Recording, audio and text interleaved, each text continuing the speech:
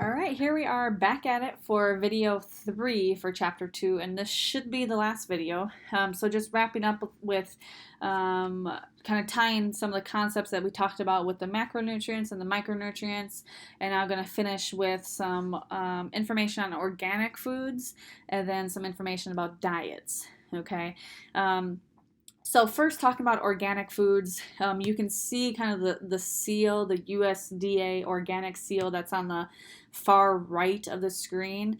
That seal is a universal seal, and that if you see that seal on any food product, that means that it is considered organic. Okay, and what the USDA considers organic is that it is 95% organic. All right, so organic foods, unlike another industry that we're going to talk about in a little bit, the organic food industry is a highly regulated industry. Okay, to the point that if you get caught fabricating that label and that the product that you are saying is organic really isn't organic, it's an $11,000 violation for each product. Okay, so it is a highly regulated industry, and the one statement I do kind of want to make clear is that the USDA is making no claim that organic produced food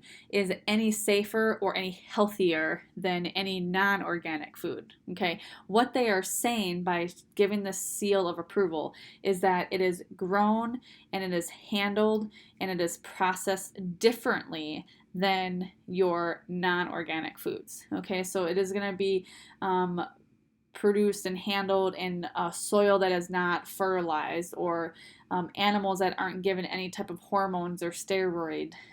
It's going to be food that doesn't have, nothing's injected into it to make it last longer, so no preservatives, things along that line. Okay, so again, 95% organic, not saying that it is any healthier or safer. It is just telling you that that food is processed in a different environment. Okay. There are a lot of different diets that we can talk about when it comes to dieting. Okay. First, we want to make sure that we're talking about diet is what you are eating, not what you don't eat. Okay, so again, we talked when we were talking about the macronutrients, when we were talking about fats, I mentioned about how you want to make sure you don't just eliminate things that you enjoy from your diet. Okay, that diet isn't going to last. Diets are what you are eating, not necessarily what you are not eating. Okay, there are a lot of different diets out there.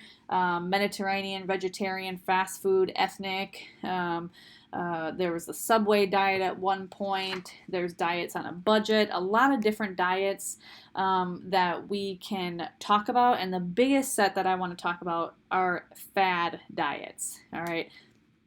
Excuse me. Fad diets are diets that fail to teach you as an individual of how to eat properly, and it fails to teach you how to incorporate exercise into your normal routine. Okay, diets are fad diets when they are programs that you cannot live with for the rest of your life. It does not allow for your basic energy needs, so you never ever want to dip below 1,200 calories. Okay, you never want to look to lose more than 1 to 2 pounds per week. 1 to 2 pounds per week is considered a safe weight loss. Okay, like I mentioned earlier, it incorporates exercise into your routine.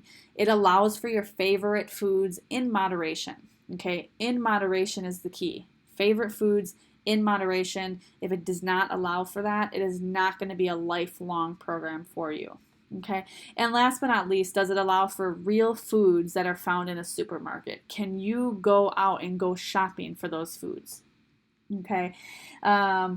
I want to talk a little bit about just a couple examples of what this means, okay? Or I guess examples of real life that I know of, okay? And I'm going to give you either 2 or 3, we'll see. Okay, the first one that I want to give you is I had a really good friend, okay? My best friend all through college, she did a Weight Watchers diet. Okay, now there are Weight Watchers diets that are lifelong people who have done them for many, many years and for their entire lives. Okay, um, this did not work for my friend. Okay, my friend, she did not utilize her point. For those of you that are not familiar, Weight Watchers works on a point system. My friend did not utilize her point system properly. She did not use it to where it was very healthy.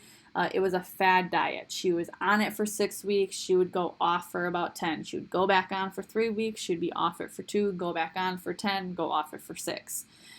So you can see that that wasn't a lifelong program for her. I would consider that a fad diet for her individually. Okay. Now her aunt, who has been on Weight Loss Watchers for about 16 years, she has always stuck to it. It has worked for her. That is not considered a fad diet. Okay, so fad diets sometimes are very individual based if it does not work for you. Okay. The other example I want to give uses the very last bullet point on this slide, talking about real foods found in a supermarket. Okay, I had my mother and father-in-law. They tried doing a diet where food was delivered to their house. Okay, sounds great when you're home, when you're not traveling. In the winter, food is delivered straight to you, no meal planning, anything of sorts like that. But what happens when in the summer they like to travel a lot? Okay, they travel a lot. Now, what they were finding that they either had to get their food ahead of time, or they would be out on the road and they would eventually have to go to a grocery store or go to a restaurant, and then technically that no longer follow the rules of the program. Okay, so again, that was not a realistic diet for them. So just want you to kind of throw out those real life examples. Fad diets, they exist. They're usually marketed very heavily on televisions. Make sure it is something where you can do it for the rest of your life. It is a safe weight loss program. It gives you the proper calories. It allows for your favorite foods in moderation. And it is foods that you can buy yourself, real foods in a supermarket. Okay, and last but not least, I believe this is the last concept for this chapter. We're going to chat real quickly about diet supplements. Okay, so if you remember, the organic industry is a highly, highly regulated industry. The diet supplement industry is very opposite of that. It is a highly, highly, highly unregulated industry. There are no testing that are done on dietary supplements, like the FDA tests for test drugs. The FDA does not test diet supplements. Okay, so there's no testing. Manufacturers aren't able or are not required to provide food labels for packaged food like they are for packaged foods. So we have no idea what ingredients are actually in the diet supplements.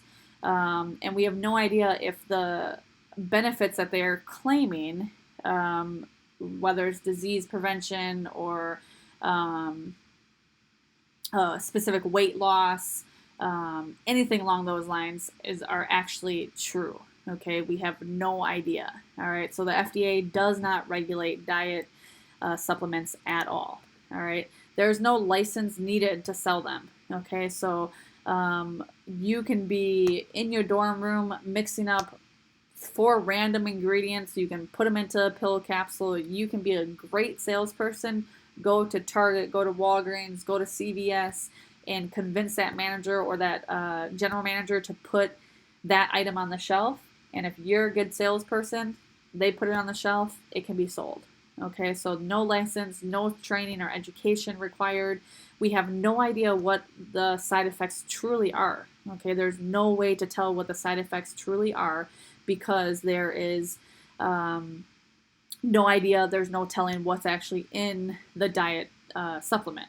Okay, so no scientific evidence, nothing that we are really aware of. All right, so you have to be very, very cautious of the marketing of these products. You have to be cautious when you go and get into the dietary supplements. We usually recommend that you avoid the diet supplements until they become regulated by the FDA. we have no idea what it actually does. Okay, and the last point I want to bring up is remember the economics of the body. Okay, the supply and the demand. Okay, the supply of the food, the demand, the activities that we're going to produce or that we need to do throughout the daily routine. We need to take into consideration our metabolism. We need to take consideration into our exercise. Okay, so the supply and demand. Remember, weight gain, weight loss, weight maintenance, all comes down to the economics of the body. When one is greater than the other, you're going to have that certain effect. Okay, so we talked a lot about that in chapter 1. Keep diets simple. Keep nutrition simple. Keep it on a very simplistic level. The simpler we can make it, the more success we're going to have with it. So that is a wrap for chapter 2. I will go ahead and make sure that, or hopefully you guys don't have any problems with these videos, but come Tuesday we will be starting chapter 3, which is mental wellness, and Thursday we will be doing chapter 4, which is social wellness. So that's a wrap for the physical wellness dimension, both the nutrition and the exercise portion. And I hope you guys have a great rest of the week and weekend, and I will see you on Tuesday. Have a good day.